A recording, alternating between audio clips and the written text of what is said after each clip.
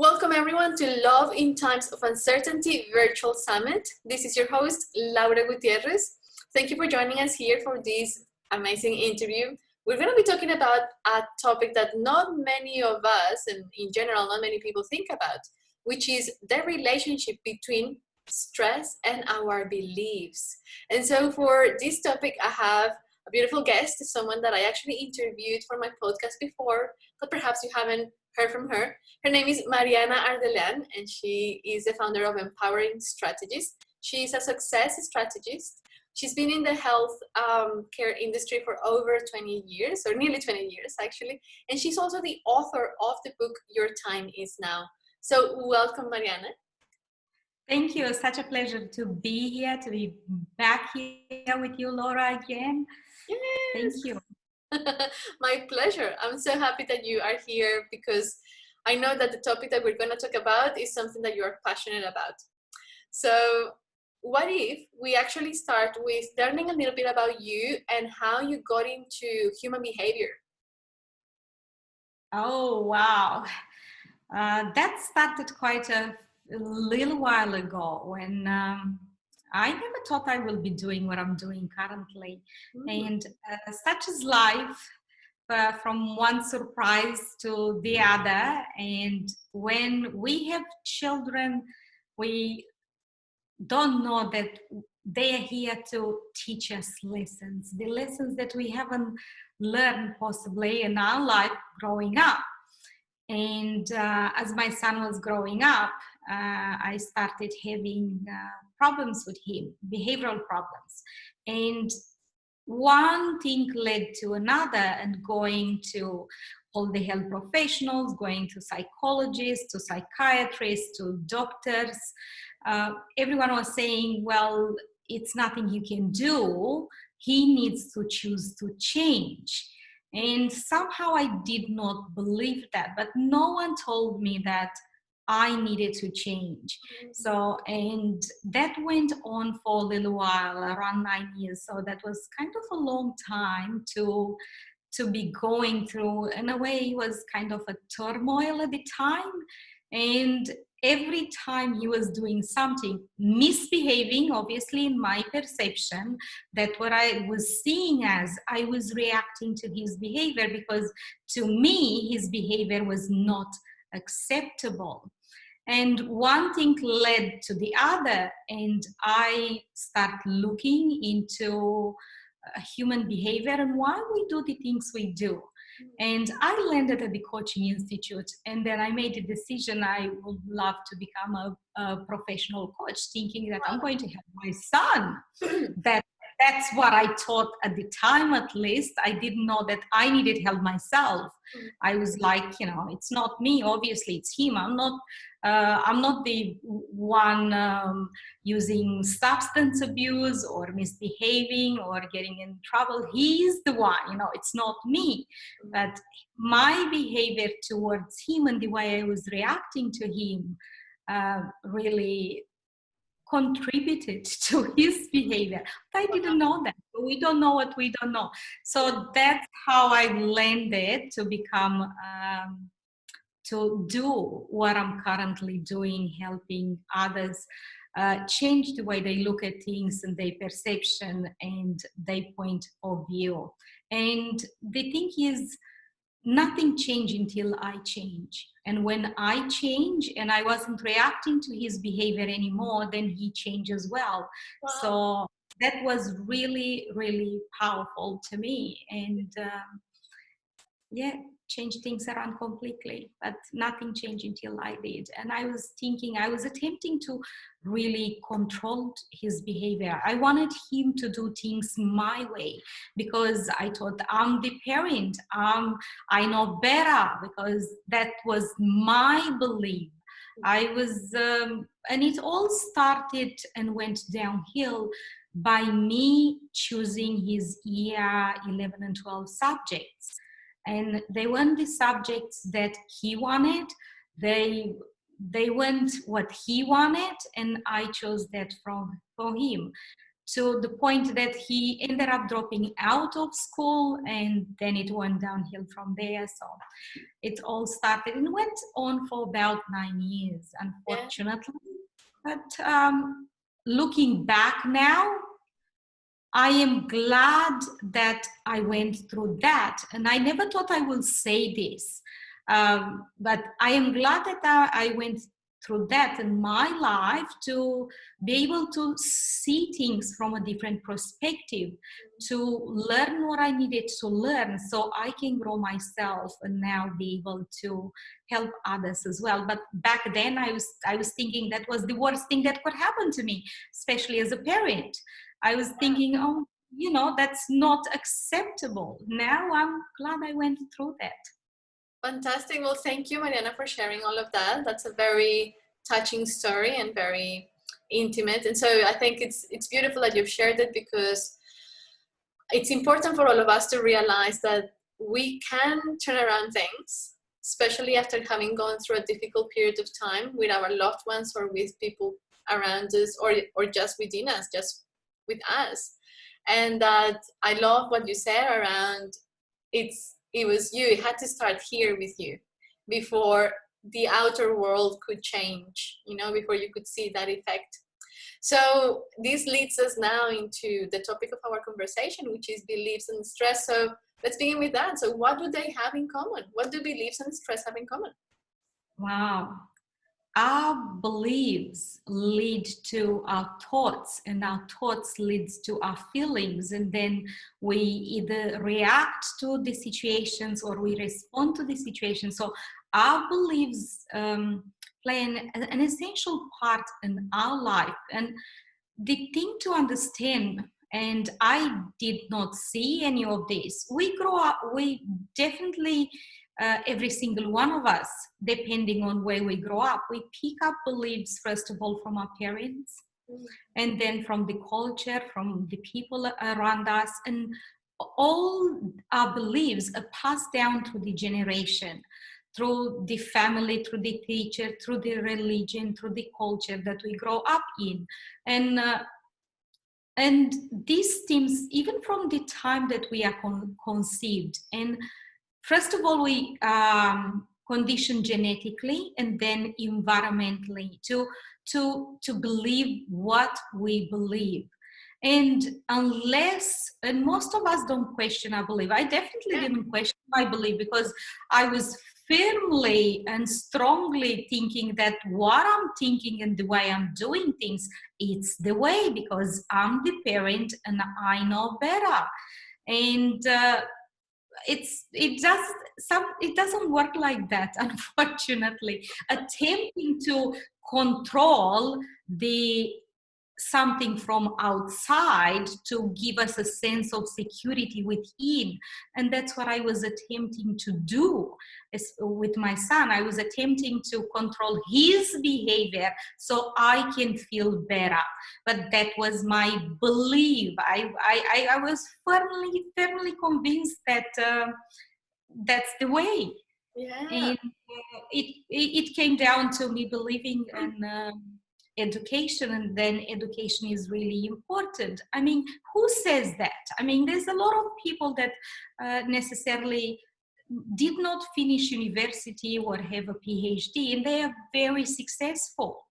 And I mean, yes, there are some people that are not, but there's a lot of people, and there is a lot of evidence that you don't necessarily need to finish university or have a PhD to be really successful and to be really good at what you're doing and enjoy what you're doing, because that's what it comes down to at the end of the day. Because if we enjoy what we're doing, we really good at what we're doing as well.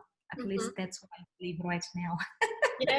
Yeah. And so basically that relationship between beliefs and stress goes hand in hand, right? Because we make our decisions based on those beliefs. And definitely. We give meaning to stuff based on those beliefs. Yeah, definitely. We put meaning to everything that we believe. And depending on what we believe, we attach meanings. And then from the meaning that we give it, we've got expectations. And if when our expectations are not met with the beliefs that we have, then automatically we react, because it's not what we believe. It's not by our expectations, by our standards. It doesn't meet what we think it should be, the why we think it should be. And our mind, it's definitely meant to be the way we think it should be. It can't be any other way. It has to be our way. And that's why we struggle, and we end up being stressed, and we end up being anxious, because when we believe something and we expect something, and it doesn't work the way we think it should work, then we suffer.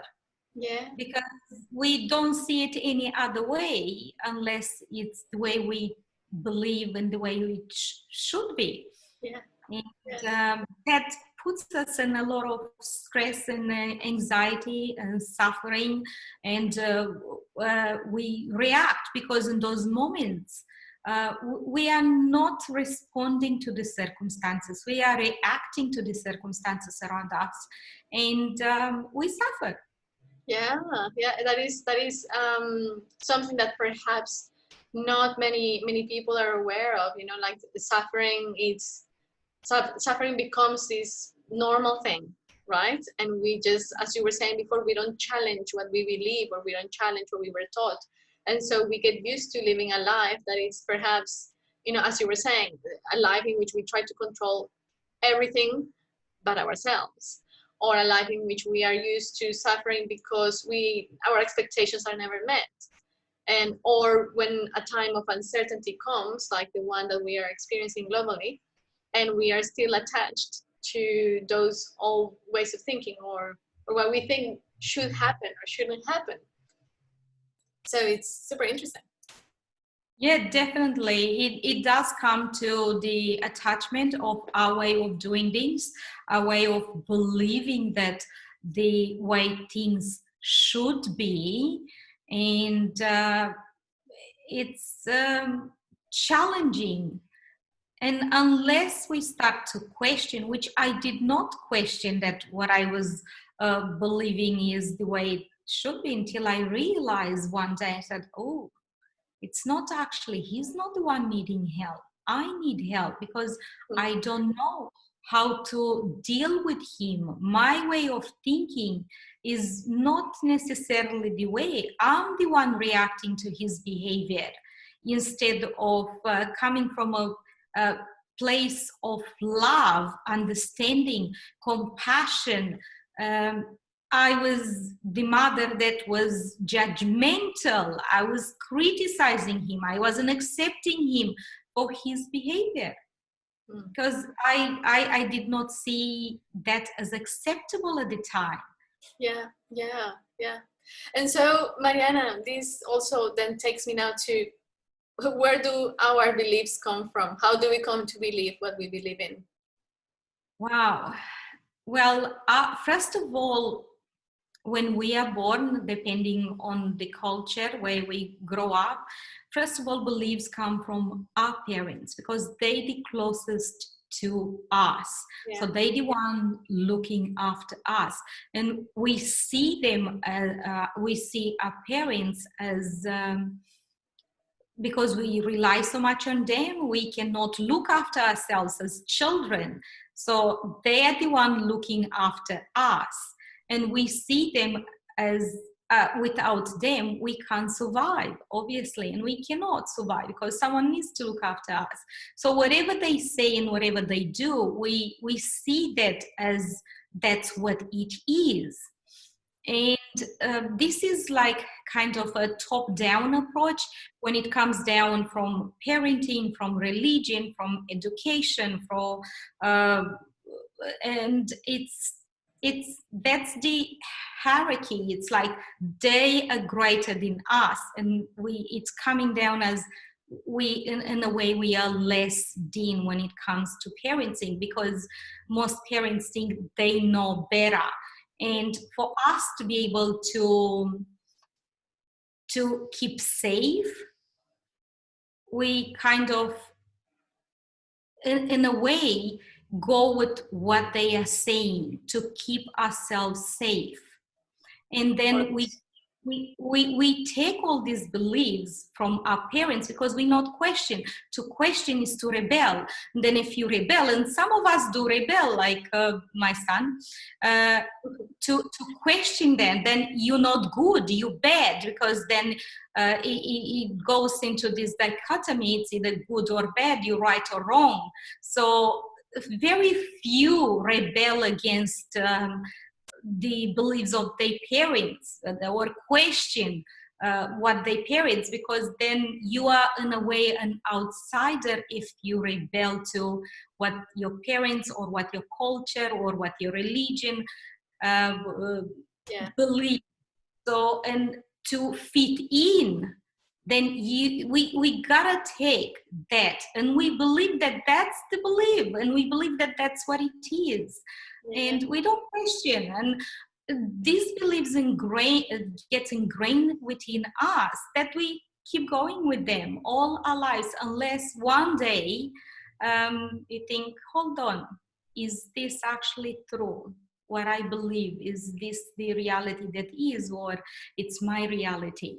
And that's how I came to realize that the reality, that the beliefs that I was believing, is not actually the beliefs that I thought it is. It wasn't the reality that is. It was my reality, because it was my belief, was my way of looking at things. It was your lens. It was like that was my lens. Definitely, totally my lens. I was looking through my lens, and I wasn't seeing anything else, because I was conditioned to believe what I was believing, until slowly I start to peel on that and realize that there is another way. And there is a way, and there is another way. There is this way, but there is also another way. From love and compassion and understanding, without judging, without criticizing, without making things right or wrong, and coming from a place of acceptance. I think that what you just said there is a key for us to be able to move forward in our world now, because due to the situation that we are experiencing now, and that we will continue experiencing in different ways, the uncertainty, the challenge, the diseases, and all of that, we tend to want that everybody sees reality as we see it. And we kind of like create a lot of conflict, unnecessary suffering, unnecessary stress, because we just want everybody to believe the same thing that we believe. But if there is no awareness that what we believe in might actually not even ours, it could be from our parents, grandparents, school, religion, etc., then we're gonna just keep repeating the same old story all the time. And before I let you talk, I just know also, Mariana, that you talk about something that I find fabulous, and it's the power of choice, and I think that what you teach in that, it's, transformational. Yes, but I did not know there was another way. I did not know that I could choose to look at things a different way. Yeah. And having that realization in itself was really profound, to me at least. And we don't know what we don't know until we know that there is another way, and there is another way of looking at things.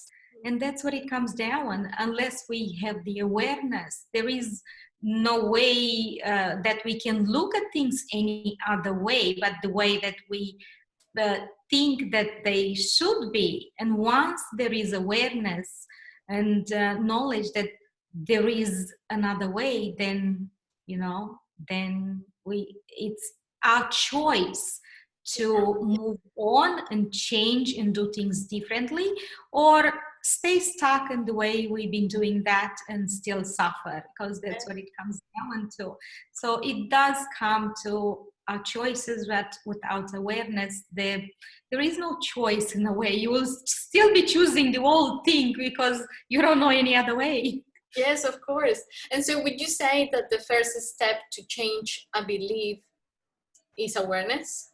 You gotta first have the awareness that whatever you're thinking and whatever you question, if something is not working, if something is bothering you, if something triggers you, if something gets to you, we got to understand that whatever, when we get triggered, it's nothing outside us that triggers us. It's actually something within ourselves that either we believe in something, we're not acknowledging a part of us, something that was suppressed within us that is niggling us. And anytime we get triggered by something, most people react to it. Yeah. And those moments are the moments of learning. Those moments is an opportunity for growth. These moments, I mean, I went through 9 years of potential triggers on a daily basis until I looked into things and started looking at things differently. That was a long time because I did not see it. And those moments and the opportunity for growth, to stop and to ask, where is this coming from? What's the reason behind it? What's underneath that? Why is this bothering me? It could be as simple as someone saying something or doing something, the way they've done it, they voice. It can be anything. Anytime we get triggered, that's something that we gotta start questioning. Yes. Could be an underlying belief underneath it that is kind of festering underneath. Of course. And it's that kind of like that, how can we call that ability to say, to recognize that there's something that is not working, and to be curious enough to go into, you know, that rabbit hole of investigating and of finding out, you know? The thing is, most people don't want to go down to the rabbit hole, because we've been conditioned, on the other hand, to suppress our emotions. And when it's something that's uncomfortable, in a way we think that if we scream or we act things out, it's going to stop whatever the uncomfortable feeling that comes out. But that's not necessarily going to help in any way most of the time. And we will keep repeating the same pattern again and again and again unless we address it. Yes. So that's what it comes down to. And most of us, we do not, in a way, our emotions are not, we weren't taught to express ourselves, and that there is good, we were taught that there is good and bad emotions, where there is not good or bad emotions. Emotions are just feelings are just they are, there is no good or bad. But we grew up with the idea that it's sadness or grief is different than happiness and joy. So most people think, one is good and the other one is bad. There is no good or bad. It's just the emotions. But to understand and be able to process those emotions is different. And that's what it comes down now, being aware and have the knowledge and understanding where this are coming from, what's bothering us, what's triggering us, and what we can do about it. Yeah, and I think that there can be a big gap sometimes between having the awareness and then the willingness to take action, that to exercise that power of choice. I mean, we are going to exercise it anyway, whether we choose to take action or not. We're making a decision, but it's whether we exercise it for our own good. Yes.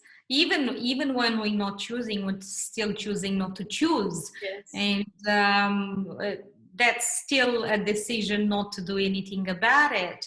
Yeah. Once we have the awareness, then it's up to us at the end of the day if we choose to do something with it or not. And some people are not ready to do anything about it.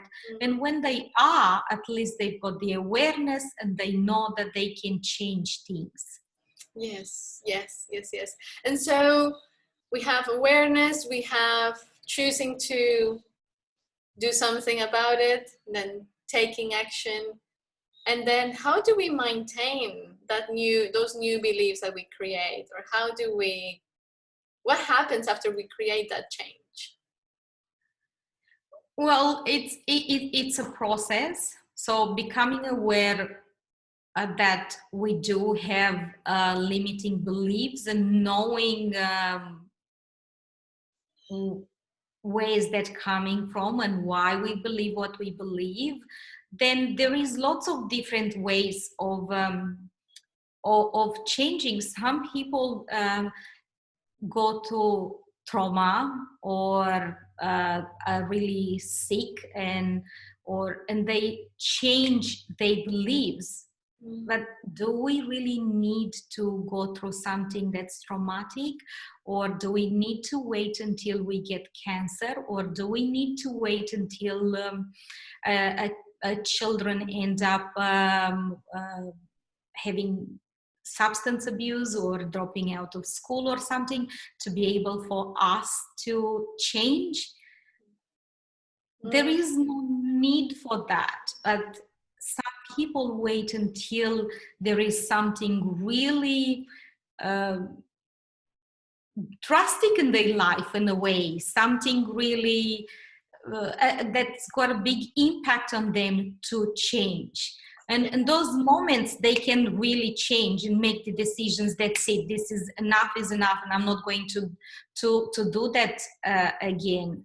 Otherwise, we can change things through meditation. We can change things by exploring why we believe, and then have a conversation with someone to see things from a different perspective, to understand things from a different perspective. The other way is we can simply choose what we believe. Simply, if something is not working for us, we can choose a more empowering belief that's going to move us forward. Look at people in society that have possibly the success that you want, and you can ask yourself, what do they need to believe? What do they actually believe for them to be doing what they're doing and to be as successful as they are? And then simply adopt those beliefs, because some beliefs are really empowering. And if one person can do it, every single one of us can do it as well.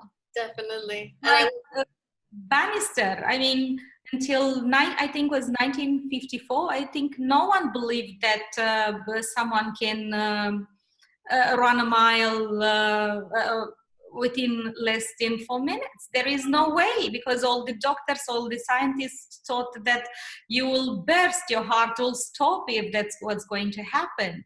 And he didn't. He did not believe that. He believed that he could do it, and he done it. On I think it was on 6th of May 1954 that he done it. And within a year, I think another 12 people done exactly the same thing. But till then, no one believed that you can do it. And once he done it, other people, he opened the door for others to do it as well. So beliefs are really, really powerful. Yes. And I think I would also add to something that you were saying before around being able to do it, like I think it's important for us to be aware that it can take some time, but that is fine, so long as we continue working on the awareness and on choosing to work on them and on taking action, of course. Oh, definitely. Nothing's going to happen unless we are willing to take action and do something about it. Absolutely nothing is going to happen unless there is this willingness to look at things from a different perspective, to change, to have the willingness to sometimes sit of being uncomfortable, because sometimes it's not comfortable, especially when you find when I did, I was like, so it's me.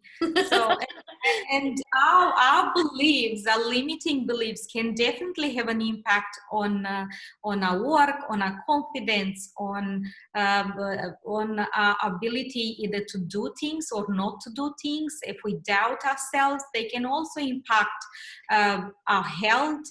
Our beliefs impact our entire life at the end of the day, because we either going to move forward or we're going to hold ourselves back. It all depends on what we actually believe, what we believe we can do, what we believe we can't do. And we can definitely sabotage ourselves. And especially when we say I'm not, when we say I'm not, that is actually a lie, because before was said by us, it was said by someone else to us. So was they believe. It's not our belief, but because that opinion existed in someone else before it was instilled in us that I'm not good enough, or I'm not capable, or it was someone else's opinion. It wasn't ours, but we made it ours because we thought that they knew better, because we looked up to them. Either it could be a parent or a teacher or someone, an authority. And we take that as the truth, and it's actually not. It's actually not. Yes. It's it's a fascinating topic, this one of beliefs. Like as you were saying, they affect us in all ways, but they can also change our lives if we decide to, if we choose to. And so, Mariana, I know that you have something really cool for the audience that can help them dive deeper into this and find out about their beliefs and all of that. They can choose to download this, and it's a little document that explains a little bit about beliefs, 9 ways to discover your ultimate potential. Fantastic. And they get some statements and some questions, so they can start thinking and see where are the limitations within themselves. Are they limiting themselves? Are there is limiting beliefs? What do they believe about themselves? And unlock